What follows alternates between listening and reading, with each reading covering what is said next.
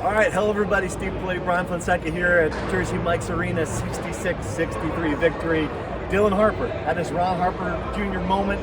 Just a brilliant, I think a 28-footer at the buzzer as time expired to win a game that Rutgers probably would like to forget the first 39 minutes and 54 seconds of it in a lot of ways. But let's talk about the shot first. Because, look, that's just amazing moment for this rivalry. Amazing moment for him at this stage of his career. I mean, onions, as Bill Raftery would say. One of the biggest shots in Rutgers basketball history if Rutgers ends up doing what we think they could do in March. One of the coolest looking shots, one of the most iconic shots in the history of the series. All very cool. And I think, in a way, it might have kind of just been dilly-dallying the whole game just to kind of set up that dramatic point. Yes, yeah. In fact, dilly-dallying even in the first 3 of the 6 seconds, because talking to Jordan Durkak, he said he passes the ball to Dylan Harper and says, "Gotta hurry." And Dylan Harper's like, I got this. Right? Like, he's going to get the ball in the baseline, manages to get up the floor, plenty of time to shoot.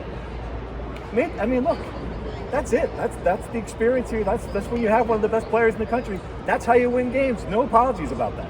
That's how Rutgers is going to have to win games. I think that's what we learned today. Ace Bailey in the first half, keeping Rutgers afloat with the most ridiculous shot making I have ever seen in my life.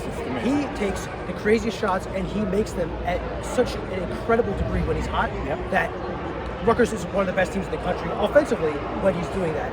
And then obviously in the second half, when Rutgers needed somebody to get them over the hump, Dylan Harper is getting putbacks, he's getting layups, Seton Hall, I noticed it. Like the first half, they were blitzing him out of ball screens, making life harder for him. In the second half, they abandoned the ball screens, they abandoned much of an offense and said, "Here, Dylan, here's the ball, go do something with it." And he did, and they won the game because of those two. Now here's my concern: they won the game because of those two, and not anybody else. And that's where and everything else that could have gone wrong in a lot of ways. The missed free throws, and to be fair, as much as we praise those two guys, Ace and Dylan both missed 2 free throws that could have iced it in the final minute.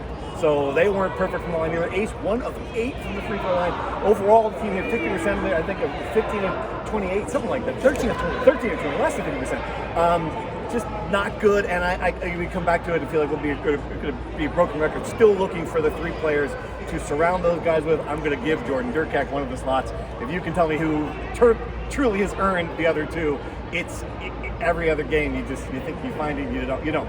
It's hit or miss. Yeah, look, I think that's the big concern here is that there's just nobody that steps up alongside them, and you can't depend on these guys to be Ironmen that score 45 points combined every game. It's a very difficult way to live and to win. And listen, it worked out against one of the worst teams they're going to play this year, a team that could have destroyed their season if they won. And Seton Hall's credit, that was the best game they played all year, probably. They looked great on both ends. Shaheen said that's kind of how they want to play, and you kind of have to expect that in a rivalry game.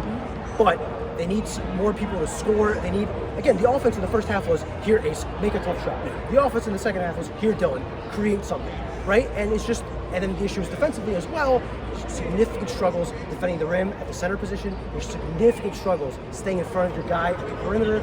A lot of issues to clean up, but as we've learned, a lot of issues that are painted over, like a nice white paint. It's just lovely. With these two guys. It's a lovely off-white. It's like a mauve. No, it's a nice beige.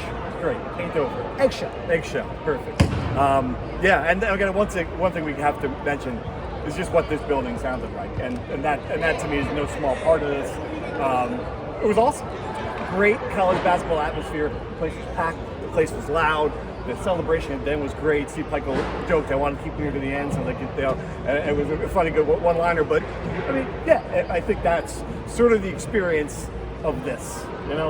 You might as well catch the show because it's going to be something different every time. It's going to be a show, and I will say this: the crowd in the second half was excellent, especially when they really started turning things around when they were on defense. The crowd, this vintage rag crowd, the first 25 minutes was just absolute agony. You could cut the tension in this building with a knife, and you felt it.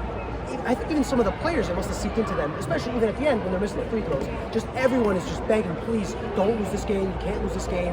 And you felt it. I joked at halftime, the tightest sphincters in America were the 8,000 seats. We're sitting in the 8,000 seats in here because everyone was freaking out and worried. Are they going to lose this game? And down the stretch, people should have been worried. Are they going to lose this game? Obviously, they did not. And that's the important thing. They won the game, and more importantly than that is they take whatever they did here and against Princeton in a week, come out a little bit better, they had to avoid exactly that. They let Seton Hall hang around because they played their game, they mucked it up, they turned the ball over, they missed free throws. In the end, Bailey and Harper saved it. All right, let's sign off there. See what happens in the next two Ivy League games, and then it's Big Ten play. For now, that was a fun one. Steve Politi, Brian Fonseca, sign off. Thanks.